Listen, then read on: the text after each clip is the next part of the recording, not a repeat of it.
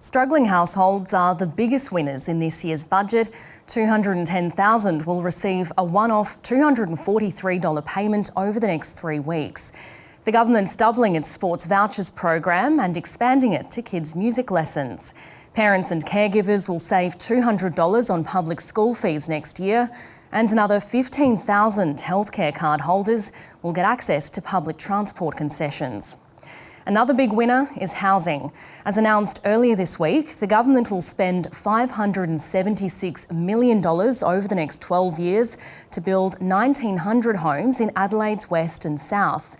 To make it easier to purchase a house, first home buyers will no longer have to pay stamp duty on new homes or builds. The state's education system, particularly early childhood, is another big winner. The government has set aside more than $700 million to implement universal preschool for 3-year-olds.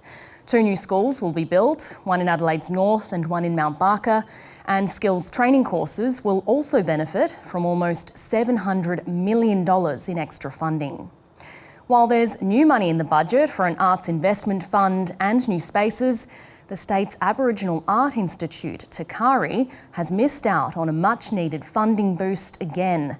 With the federal government's contribution still up in the air, the future of the North Terrace site remains uncertain.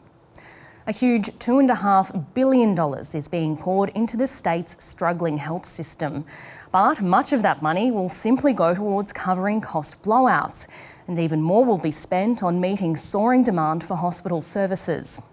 The government's also spending more on beds and ambulance services in an effort to meet its key election pledge to fix the ramping crisis. Overall, surpluses have been forecast over the next 4 years, but state debt is expected to swell to more than $44 billion. The Treasurer says the government's borrowing is affordable and sustainable. Even so, it's an eye-watering figure and a burden future taxpayers will have to carry.